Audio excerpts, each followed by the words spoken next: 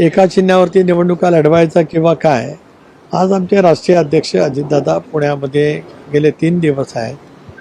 मुलाखती घेण्यापासून कोणाबरोबर मित्रपक्ष म्हणून किंवा निवडणूक सोबत घेऊन, मित्रपक्ष नव्हे, निवडणूक कोणाबरोबर घेऊन लढवायची या संदर्भातला ते निर्णय त्या ठिकाणी घेत आहेत.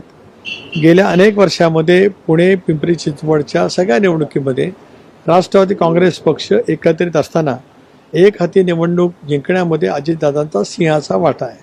त्याच्यामुळे त्यांना पुणा पिंपरी चिंचवडच्या प्रत्येक प्रभागाची, तिथल्या प्रत्येक उमेदवारांची पूर्णपणाचा माहिती असलेले ते नेते आहेत. स्वाभाविकपणाने आता कोणाबरोबर काय करावं, निवडणुका कशा लढवाव्यात त्याचा निर्णय त्या ठिकाणी ते घेतील.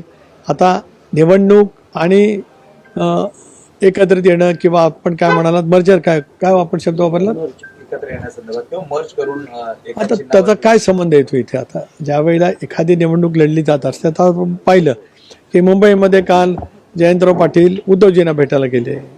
याचा अर्थ तर मवीय मतदार निवडणूक लढवण्यासाठी मुंबईमध्ये पवारसाहेब राष्ट्रवादी काँग्रेस पक्षाचा विचार त्या ठिकाणी स्पष्टपणे दिसतो आहे. अशा ज्या वेळेला वेगवेगळ्या ठिकाणी वेगवेगळी समीकरणं घडतात त्यावेळेला मग मर्जरचा विषय कुठे येतो?